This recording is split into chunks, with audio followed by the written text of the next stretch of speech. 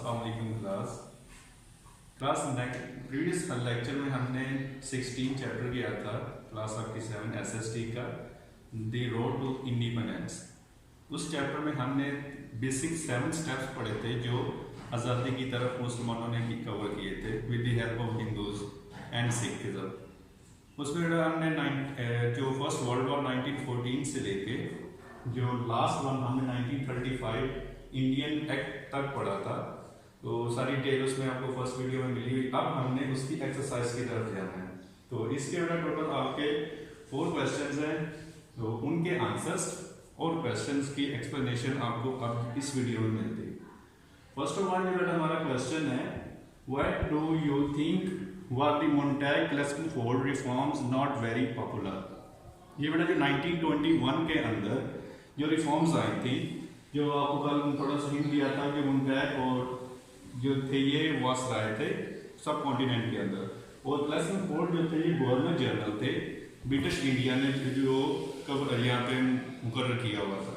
अब उनकी जो रिफॉर्म्स उन्होंने दी थी 1921 के अंदर वो इतनी पॉपुलर क्यों ना हुई, उसकी रीजंस क्या थी।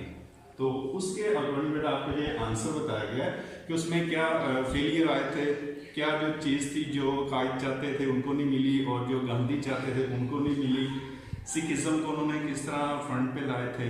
तो ये 2-3 बातें इसमें आपकी लिखी हुई है। The Montag-Clemenceau reforms were not very popular because they excluded the Muslims who were generally poor in some areas. The Sikh were over-respected and the Congress also rejected this proposal as they did not want to work with the Muslims. But इसमें 2 point आप आए हैं। एक excluded the Muslim who were generally poor, यहाँ बेटा जो financially and educationally बात हो रही है, क्योंकि मुसलमानों के पास उस वक्त जो जॉब इतनी अच्छी नहीं थी, उसमें भी पुअर थे और इकोनॉमिकली भी पुअर थे, उनको निगलेक्ट किया गया था। यानी हमें कोटा सिस्टम नहीं दिया गया था कि मुसलमान मिनॉरिटी में थे। जैसे आप पाकिस्तान बना हुआ है तो आपके बाकी सिख भी हैं, हिंदू भी हैं, यहाँ पे क्रिश्चियंस भी हैं, तो मिनॉरिटी में आप उनका पाकिस्तान गवर्नमेंट ने कोटा रखा हुआ है। तो 1921 के अंदर वो कोटा नहीं रखा गया था, तो इसलिए कहते हैं मुझे इतना अच्छा नहीं लगे थे ये रिफॉर्म्स।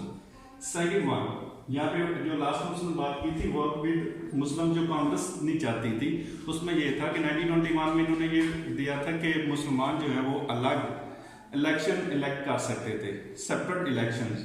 तो वो हिंदुओं को अच्छा नहीं लगता था, वो मुसलमानों की फेवरेट बात थी। जो मिडल में बात हुई है सिखों की, उन्हें ओवर रिस्पेक्ट दिया गया था, ये उनकी आर्मी की बात हो रही है, क्योंकि जो आर्मी की हमने बात की थी वर्ल्ड वॉर 1 के अंदर, तो उसके अंदर जो पंजाबी सोल्जर बहुत ज़्यादा थे, उनको उन्होंने पीछे करके सिखों को आला रुतबे दिए हुए थे। तो एक इसमें ये भी इशू था। तो ये इस वजह से ये 3-4 इशू जो हमने डिस्कस किए हैं, ये नॉट वेरी पॉपुलर हुई थी ये रिफॉर्म्स। नेक्स्ट क्वेश्चन हमारा है, what were the circumstances that lead to the government of Indian act 1935। So बेटा प्रीवियस क्वेश्चन में हम बात कर चुके हैं कि जो रिफॉर्म्स आई थी 1921 के अंदर वो इतनी पॉपुलर नहीं हुई थी। उसके बाद जो मेन स्टेप हुआ था 3 राउंड टेबल कॉन्फ्रेंस हुई थी, वो भी फेलियर हुई थी। उनकी रीजंस भी आपको कल बताई। गांधी ने उसमें पार्टिसिपेट नहीं किया था फर्स्ट में, सेकंड में जिन्ना ने पार्टिसिपेट नहीं किया था, इकबाल ने किया था। जो थर्ड वन हुई थी 1932 के अंदर, उसमें किसी भी बड़े लीडर ने, ना मुस्लिम ना हिंदू लीडर ने पार्टिसिपेट नहीं किया था, तो इसलिए वो भी फेल हो गई थी। अब ये मेन 2 रीजंस हैं कि एक तो ये रिफॉर्म्स कैंसिल आउट हो गई थी, दूसरा जो राउंड टेबल कॉन्फ्रेंस थी वो भी बगैर नतीजा किसी रिजल्ट के वो भी खत्म हो गई थी। तो फिर 1935 का एक्ट जो ब्रिटिश गवर्नमेंट को पास करना पड़ा था, तो उसके लाने पड़ा, ये जरूरत पड़ी थी उनको। तो मेन उसका आंसर हमने क्या लिखना है वो बेटा आपको पढ़ के सुनाते हैं। The round table conference failed because of the implacable, uncompromising attitude of Gandhi, demanding that all of his conditions be fulfilled.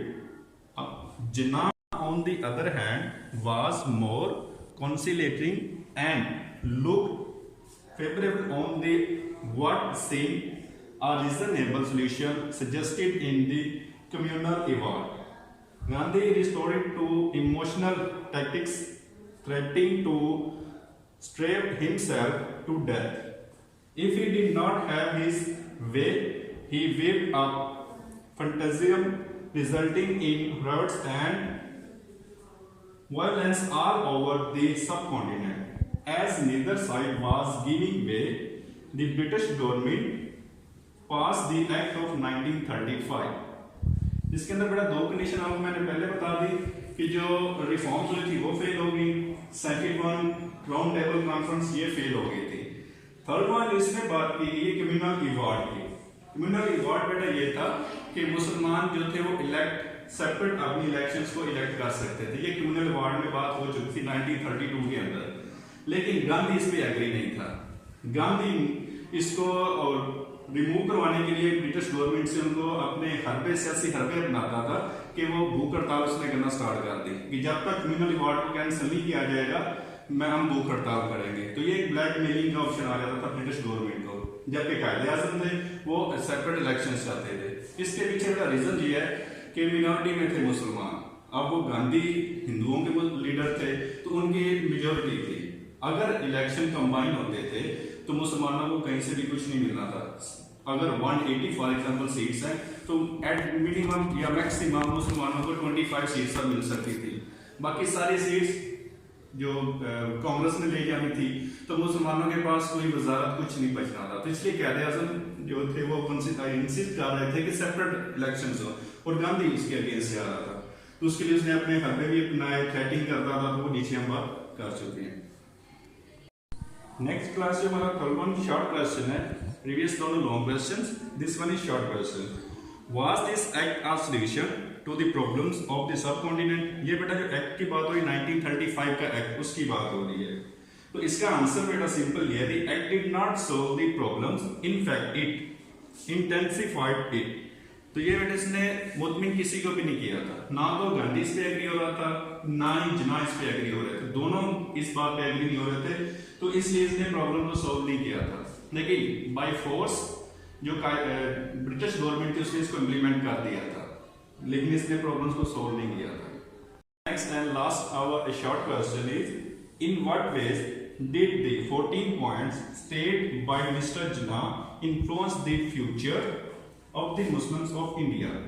इसके अंदर बेटा बात की जो हमने चैप्टर के अंदर सेकंड लास्ट टॉपिक किया था कि जो जिन्ना ने 14 पॉइंट्स दिए थे 1929 में, उन्होंने उन पॉइंट्स ने मुसलमानों के फ्यूचर पे कैसे इन्फ्लुएंस किया, वो हमें अब आइडिया भी है कि जो 1916 के अंदर लखनऊ एक्ट पास हुआ था उसके अगेंस्ट 1927 में नेहरू ने एक रिपोर्ट दी थी। अब उस नेहरू की रिपोर्ट के अगेंस्ट कायदे आजम ने 1929 के अंदर आपने ये 14 पॉइंट्स दिए थे। इन 14 पॉइंट्स को बनाने मौलाना मोहम्मद अली जोहर ने भी इनकी हेल्प की थी। तो ये 1916 का जो लखनऊ एक्ट, 1927 की जिन्ना जो नेहरू की रिपोर्ट थी उसके अगेंस्ट ये 14 पॉइंट्स थे जिन्होंने मुसलमानों के अंदर एक तहरीक पैदा की, एक लहर पैदा की उनको अपनी इंडिपेंडेंस हासिल करने की।